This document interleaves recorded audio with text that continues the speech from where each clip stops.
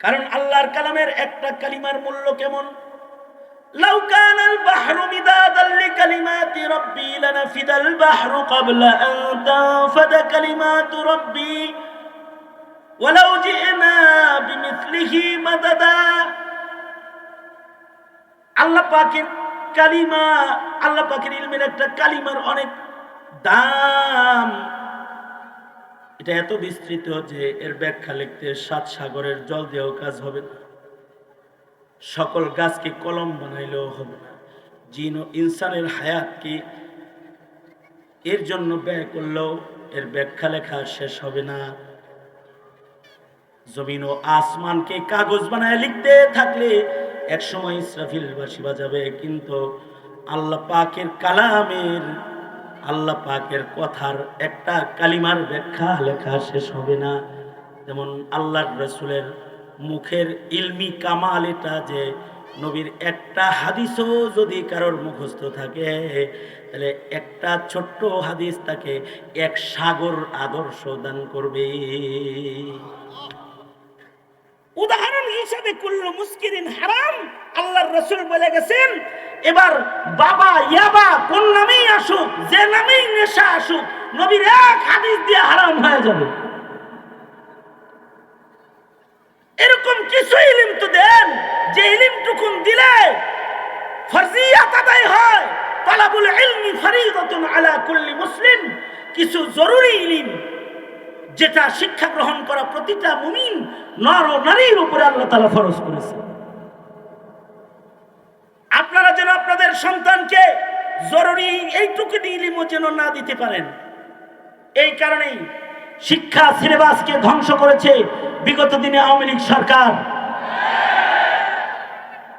আপনারা যেন রাখো, আপনারা যেন দাওয়াত ও তাবলীগের 6 উসুলের মাধ্যমে আপনার যুবক প্রজন্ম, নতুন প্রজন্মকে সঠিক পথের দিশা দিয়ে না ফেলতে পারেন।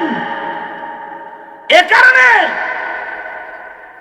দাওয়াত ও তাবলীগকে 2 টুকরা করে এক গ্রুপের হাতে অস্ত্র উঠিয়ে দিয়েছে আওয়ামী লীগ সরকার, যাতে করে আপনি আপনার সন্তানকে চিল্লার জন্য বাড়ির থেকে না পাঠান। কোন মসজিদে যায় আবার যেন মায়ের খায়। আর আপনারা ওয়াজ নসিহতের মাধ্যমে উলামায়ে দ্বীনদের কাছ থেকে ছোট ছোট ইলম শিখে যেন নিজের ঈমান বাঁচাইতে না পারেন, এ কারণে মাহফিল বন্ধ করা হয়েছিল, আলেমদের মিষ্টি থানায় জমা দেওয়া হয়েছিল। আল্লাহর রাসূল বলেন, আমাকে আল্লাহ তাআলা জাওয়ামিউল কালিম বানিয়েছেন। কোরআন যেমন জাওয়ামিউল কালিম, আল্লাহর রাসূলের প্রত্যেকটা কথা জাওয়ামিউল কালিম। কোরআনের একটি আয়াতও যদি কারোর সিনায় থাকে তাহলে এখানে একটি সাগর আছে, সাগর। এক আয়াতের জ্ঞান তাকে এক সময় 1 সাগর হিদায়াতের বার্তা প্রদান করবে, একটা আয়াত। এজন্য উম্মতের উলামায়ে কেরাম যারা, তারা নির্বাচিত এক জামাতের নাম, আল্লাহর নির্বাচিত একটা দলের নাম, যাদেরকে আল্লাহ তাআলা ইলম দান করেন তারা আল্লাহর নির্বাচিত দল। এদের কিছু গুণ আল্লাহ তাআলা বলেন, ইন্নামা ইয়াখশাল্লাহ মিন ইবাদিহিল উলামা, যাদের কাছে ইলম বেশি তাদের তাকওয়া বেশি। এই কথাটা আমার কথা না, আল্লাহর কথা। আল্লাহ বলেন, ইন্নামা ইয়াখশাল্লাহ মিন ইবাদিহিল উলামা। জমিনে আল্লাহর বান্দাদের ভেতরে সবচেয়ে বেশি মুত্তাকি তারা, যাদের কাছে ইলম আছে। আলেমরাই আল্লাহকে সবচেয়ে বেশি ভয় করে, আর আল্লাহকে যারা ভয় করে তারা আল্লাহর কাছে সম্মানী। ইন্না আকরামাকুম ইনদাল্লাহি আতকাকুম। আমাদের দেশের মানুষ মনে করে আউলাকেশ পাগল দেশ, লাল সালু, তালা, শিকল এগুলো হইলেও বুঝি মারেফত হয়, মারেফত ওয়ালা হয়। অথবা লাল নিশান উড়াইলেও মারেফত হয়, অথবা মনে হয় কাপড় খুলে যে হাটে তার কাছে কিছু আছে, মনে হয় মারেফত কার কাছে আছে? এইটা খোঁজার জন্য কেউ নিশানা খুঁজে, কেউ মিনারা খুঁজে, কেউ গেট খুঁজে, কেউ ডেক খুঁজে, কেউ মানুষ কার কাছে বেশি যায় এটা খুঁজে। অনেক মানুষ যায় অমুক জায়গায় মারিফত হাসিল করার লেগে, লোকের বীর, মানুষেরও বীর, গরুরও বীর, এগুলো কইতে থাকে। মারিফত কার কাছে আছে? মারিফত দুই দলের কাছে আছে। সত্যিকারের মারিফত আল্লাহ পাকের পরিচয় আলেমের কাছে আছে।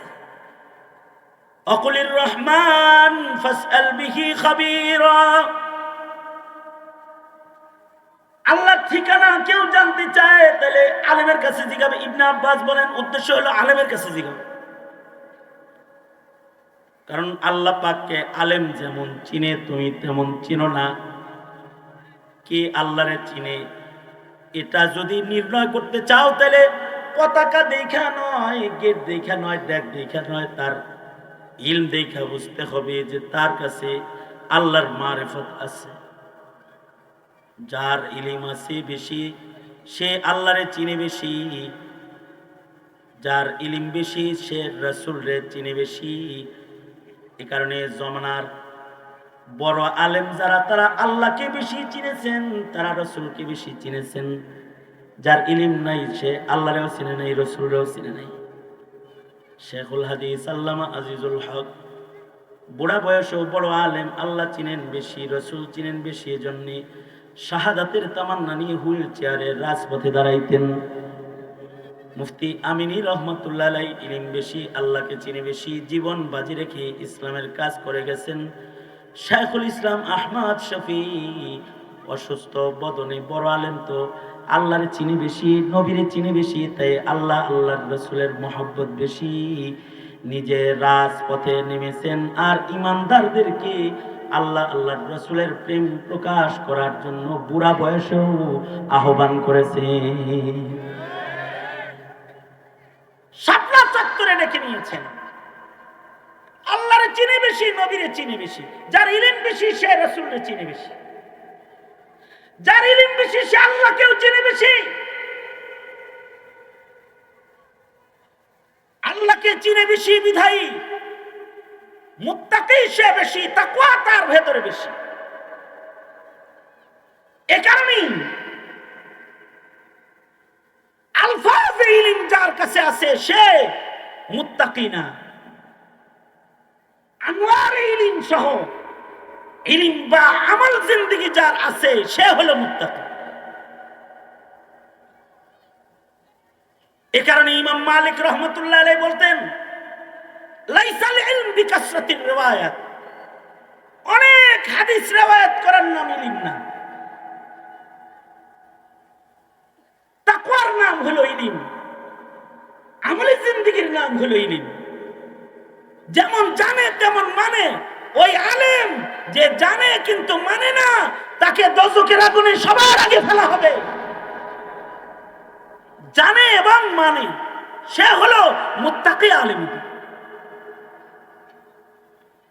এ কারণে সাহাবায়ে কেরামের ভেতরে সবচেয়ে বড় মুত্তাকি হযরত আবু বকর। এটা যেমন উম্মতের ভেতরে সবচেয়ে বড় মুত্তাকি আবু বকর বিল ইত্তেফাক, উম্মতের ভেতরে সবচেয়ে বড় আলেম আবু বকর। অথচ আবু বকরের রিওয়ায়াত অত বেশি না, আবু হুরায়রার রিওয়ায়াত যত বেশি। আলেম কিন্তু আবু বকর বড়, রিওয়ায়াত আবু বকরের কম। অনেক সময় বয়স কম হইলেও আলেম বড় হয়। যেমন হযরত আব্দুল্লাহ ইবনে আব্বাস রাদিয়াল্লাহু আনহু বড় আলেম, বয়স কম কিন্তু বড় আলেম। আধা জাহান পরিচালনা করতে হযরত ওমর হযরত আব্দুল্লাহ ইবনে আব্বাসকে সংসদ সদস্য হিসেবে বসায় রাখতেন। খাস মিটিং করলেও পাশে নিয়ে বসাইতেন, কাছাকাছি রাখতেন। মুরব্বীরা বিরক্ত হইত। আব্দুল্লাহ ইবনে আব্বাস বাচ্চা মানুষ, তারে টেন্না টেন্না এনে বসায় রাখে কেন? হযরত ওমর একদিন মুরব্বীদেরকে বললেন আব্দুল্লাহ ইবনে আব্বাসকে বসায় রাখি এজন্যে যে তার কাছে আল্লাহর রসুলের দুয়ার বরকতে ইলমের খাজানা আছে। আমরা যদি কোনো ভুল করি সে আমাদের ভুল সংশোধন করে দিতে পারবে। একদিন তো বলেই ফেললেন, যা আপনারা জানেন না তা কিন্তু ইবনে আব্বাস জানে।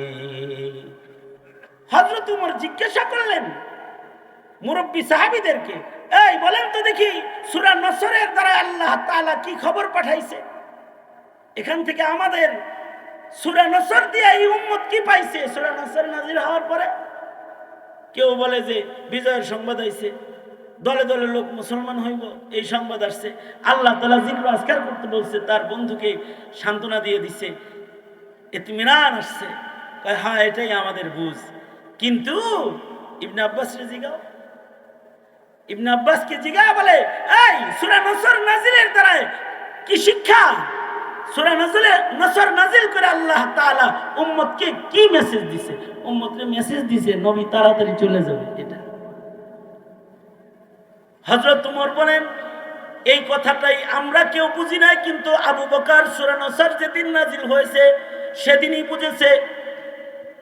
সূরা নসর যখন নাজিল হয়ে গেল, সবাই আমরা আনন্দিত যে দলে দলে মানুষ মুসলমান হবে, ইসলামের পতাকার নিচে দলে দলে লোক আসবে। এখন খালি জিক্র আজকার, আর কোনো যুদ্ধ জেহাদ নাই। কি আরামের জিন্দেগি আমাদের আয়া পড়ছে, আল্লাহ আমাদের বিজয় দিয়ে দিছে। আমরা তো খুশি হইছি, কিন্তু হযরত আবু বকর কাঁদতেছিলেন। আবু বকরকে বলেছি, কাঁদেন কেন আবু বকর? আবু বকর বলে, তোমরা তো খুশি, কিন্তু আমার চিন্তা রোগে ধরছে, আমি ব্যথিত হয়েছি। কারণ হলো সূরা নসর নাজিল হয়েছে, মানে হলো আমার পয়গম্বরের বিদায়ের সময় ঘনায় গেছে। আল্লাহর রাসূল দুনিয়াতে থাকবেন না। এই যে আবু বকরের ইলমি কামাল, এটা কানা আবু বকর আলামানা, আবু বকর সাহাবীদের ভিতরে আলেম। আলেমের কাছে ইলম আছে, তাই আল্লাহর মারিফত আছে, নবীর মারিফত আছে। আর আলেমের কাছে ইলম আছে বিধায়ী আলেমরা প্রতিবাদী হয়, কারণ তারা ইলমের আলোয় হালাল হারাম দেখতে পায়।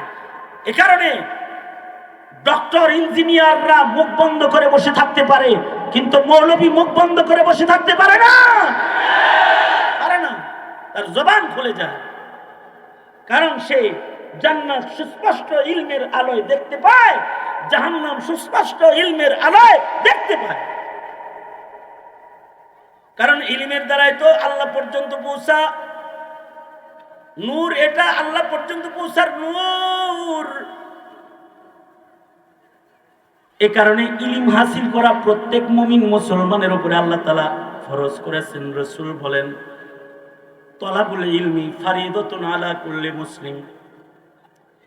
আমরা এটা বলি না আপনাদেরকে আপনারা আলেম বানান, আলেম বানাইবেন, এত সস্তা না। আলেম আল্লাহ মনোনীত করলে হবে, আপনি চাইলে আলেম হবে না। আল্লাহর কাছে দোয়া করে যদি কবুল করাইতে পারেন তাইলে আলেম হবে, কারণ ইলম আল্লাহর খাজানার জিনিস। কিন্তু আমরা বলি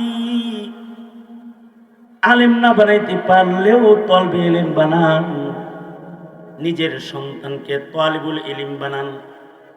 তার জরুরি কিছু ইলম যার দ্বারা তার ঈমান, তার ইসলাম রক্ষা হবে, সেটা তাকে দিয়ে দেন।